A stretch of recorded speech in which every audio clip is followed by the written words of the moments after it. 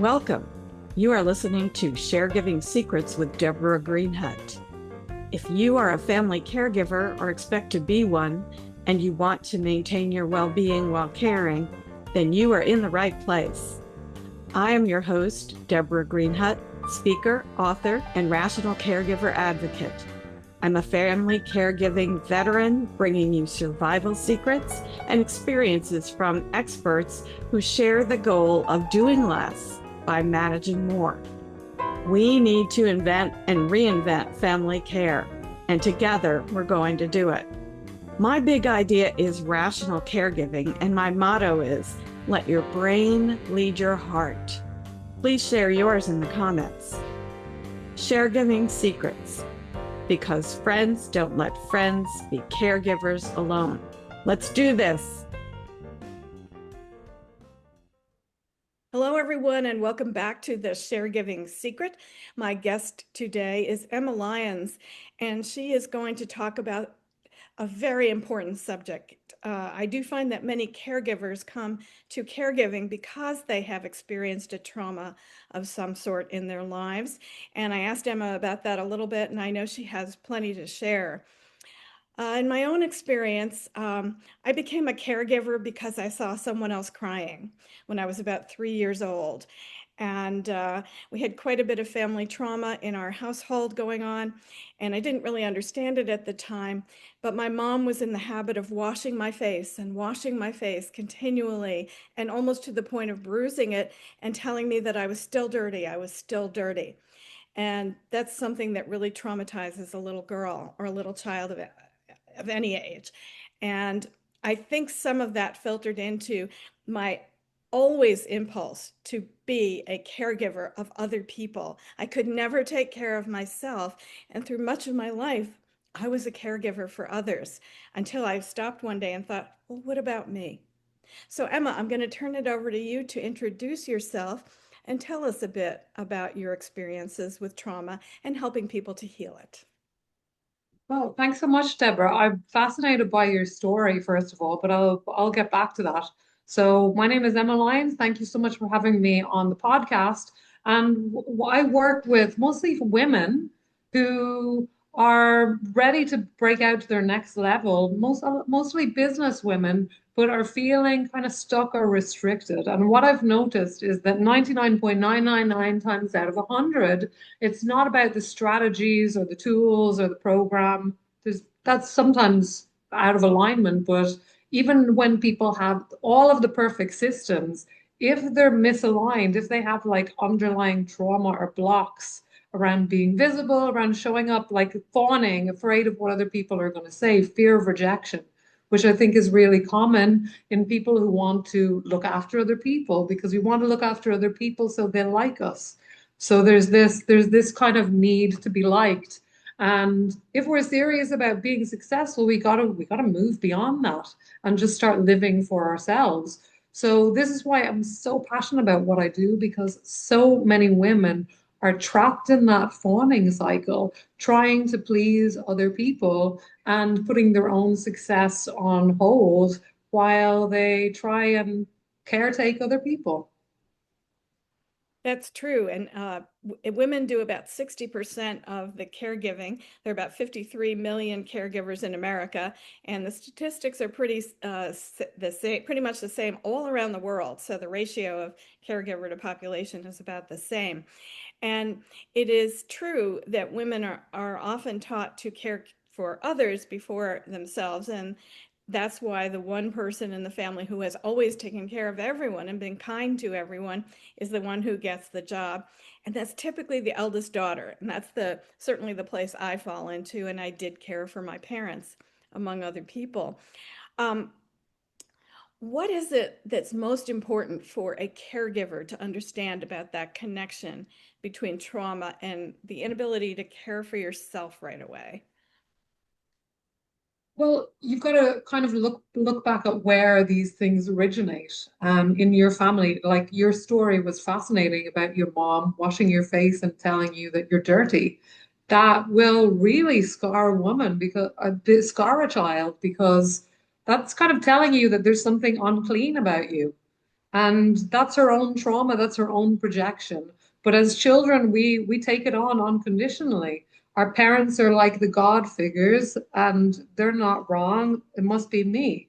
So, and we take that into our adulthood. If you believe that, you're dirty, there's something wrong with you, or have some belief like that, you can be showing up all that you want, but energetically you're still going to be hiding, and people are going to feel that. People are going to feel it, and you're also going to be limiting how big you can show up in your life for yourself, not caretaking for other people, but actually looking after yourself and empowering yourself with all that energy that we put into helping others, actually helping ourselves. That's how we can really support people, We as women, particularly as women, girls, we're taught that we've got to care. The way we get value in the world is by looking after others. And what that does just puts in the background this idea that we get to look after ourselves too. This is why so many women can't even take a compliment, not just women, but particularly women. If you give them a compliment, they start feeling awkward or weird. They say, oh, they feel like they need to give you a compliment back rather than just saying thank you and receiving it. So this is a really massive problem, and it comes from those ill things that happen in childhood. You don't have to have 70 to 80% of families are dysfunctional. So we live in a really dysfunctional world, and dysfunctional families are one fractal of that. And as children, we're just like open, we take it on. And unless we work through that trauma, it's going to keep playing out again and again in our lives in like fractal ways that we might not be able to see immediately until we start looking under the hood and doing the inner work to release it. Yeah, I found that to be so true.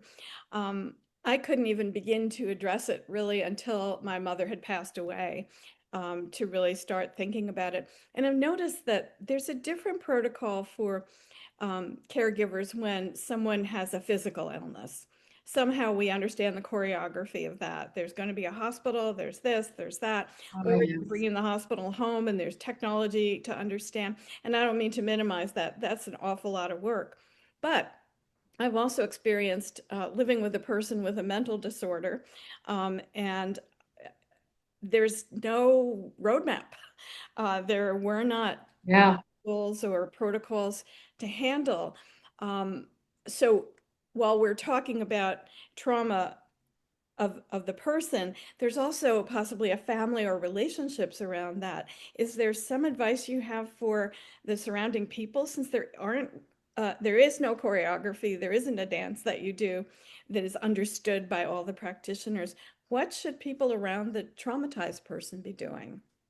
That's such a valid point because this kind of abuse is invisible.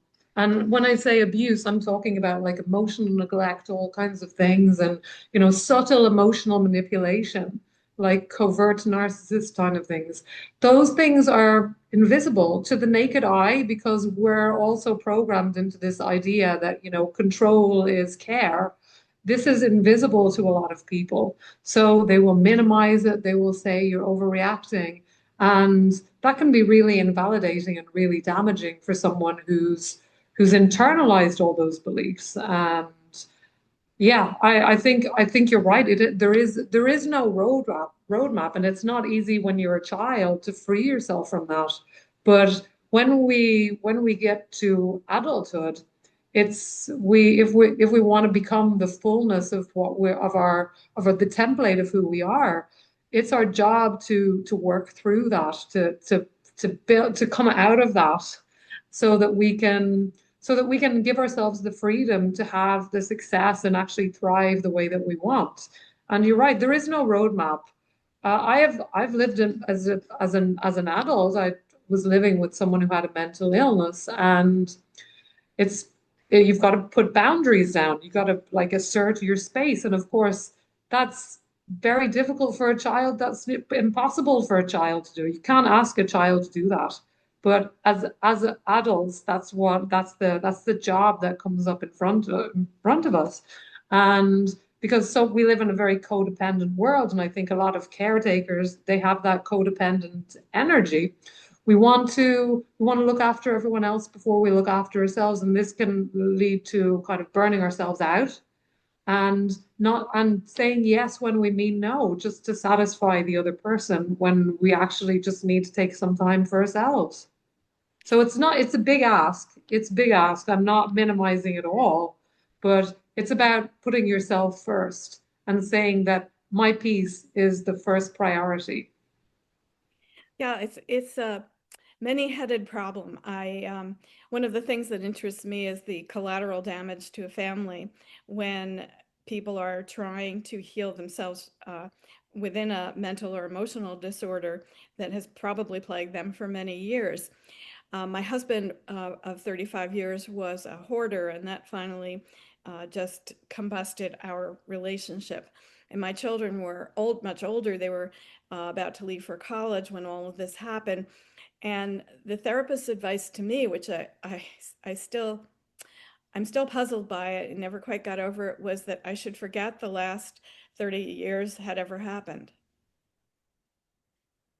And honestly, I still, to this day, am trying to figure out how I could ever. What did they mean by that? Well, I said, "Do you mean everything?" And they said, "Oh, no, not everything. Remember the good things." And unfortunately, by that point, we had finally found someone who might be able to help with that. It turned out that was not the case, but someone who was recommended to us. There were so many episodes of not good things by that point that it was difficult to go back. And it was so far back that they didn't have a lot of relevance to today. They were nice memories, but they weren't going to help us to live day to day. So we were also supposed to forgive everything. We were told this person would need to. Oh, yes. And this is the thing, like you're told to just forgive and forget. Mhm. And because it's not a like physical abuse or sexual abuse, you're supposed to just get over it. And that's not the way trauma works. You've got to grieve, you've got to rage, you've got to experience all your emotions. So that I would say that those kind of comments are very dismissive of your experience and your right to assert your emotional sovereignty and feel your feelings. But I think it's a lot of, ironically enough, a lot of mental health professionals are not that well trained when it comes to these things. Like when it comes to narcissistic systems, they'll tell you just to get over it basically, or reinforce the blame game. So you've got to be really careful who you go to with all of these things, because not all mental health professionals, like anything, are made equal. That's true. And I think there wasn't, at the time, which is more than 25 years ago, there wasn't an attitude that this was a systems thinking problem. It was, let's heal the person who presents themselves to us. So the family circle around that person was really disregarded, and not in a mean way necessarily, although I think the outcomes of that were often very mean. But I mean, we found ourselves in a quandary where dad was having a second childhood and he was speeding and getting tickets, and children were learning to drive. And that left us in a complete puzzlement about how do you enforce the rules? How do you move forward in that circumstance? The family is still living right now. We can't just suspend the rest of our lives to wait for something to change. So, Yes. so that was pretty awkward. And that's why I talk about sometimes there's collateral damage within the family. And Absolutely. And it passes down. If trauma is not addressed and dealt with, it passes down. It goes directly from parents to children. And we're not taught that, where people don't realize how serious this is.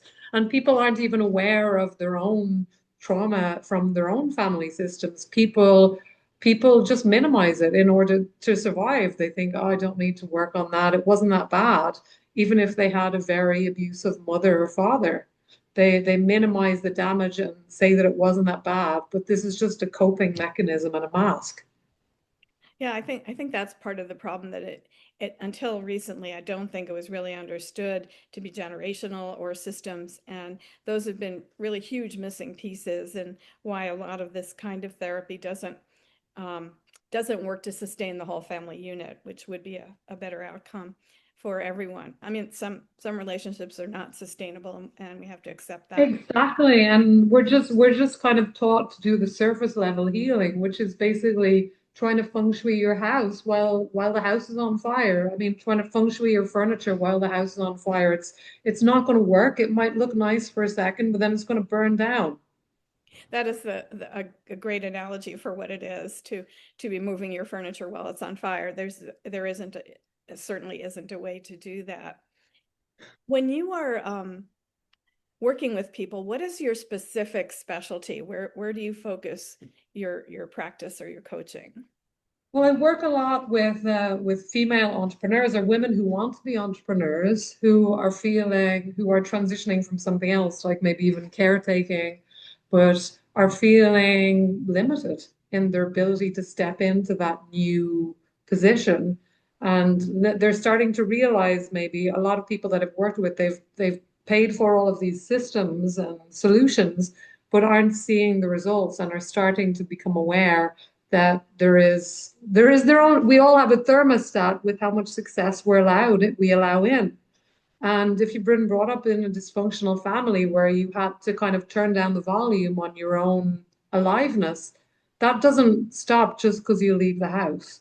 You know, you've got to do the work to turn that thermostat up so that you can have more joy, have more abundance, be more you. Otherwise, we just keep kind of going back to what's familiar from our childhood again and again and keep creating and recreating those same energetic systems and solutions.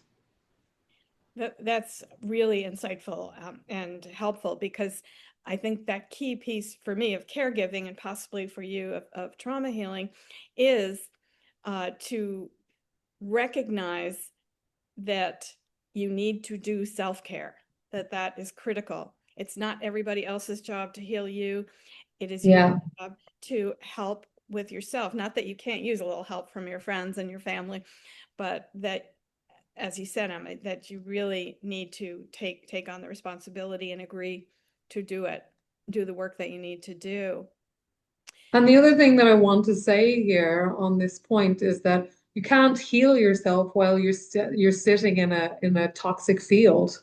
So if you're trying to heal yourself and you're in a toxic family situation or in a toxic living situation, nothing's going to really stick because you keep coming back to that. It's like trying to get a plant to grow in toxic soil.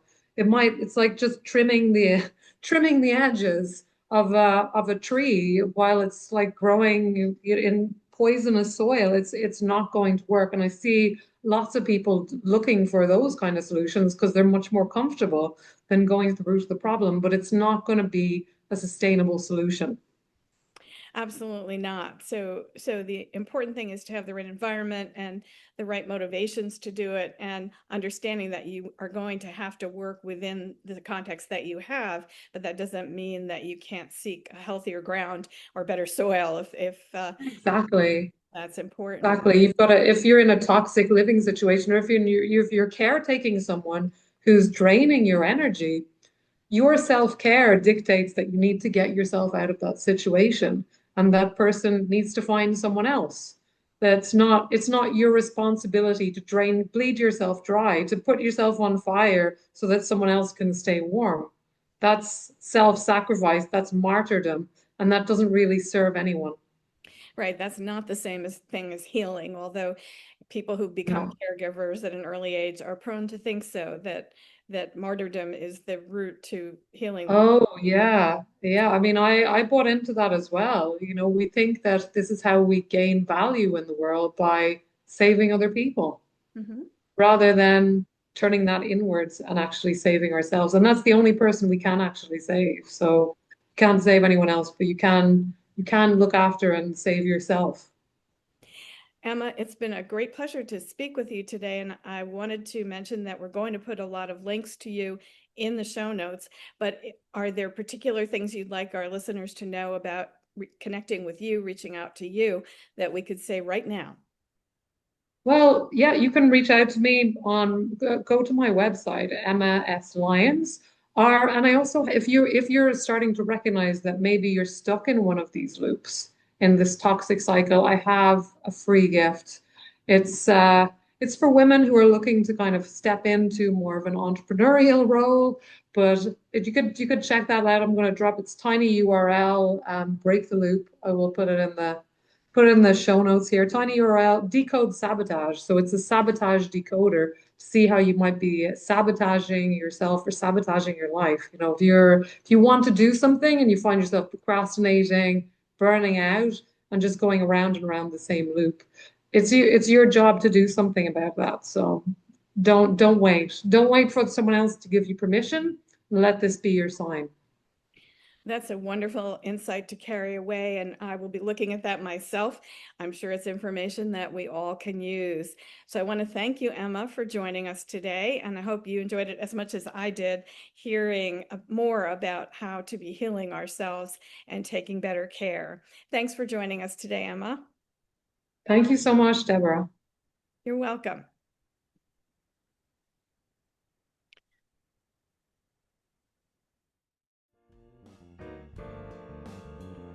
Thank you for joining me today on the Caregiving Secret. I love sharing insights and stories to empower you on your caregiving journey. If you like what you hear, you can dive deeper by picking up a copy of my pamphlet, Non-Negotiables for Caregivers. Go to my website, deborahgreenhut.com, and click on the link for Non-Negotiables for Caregivers.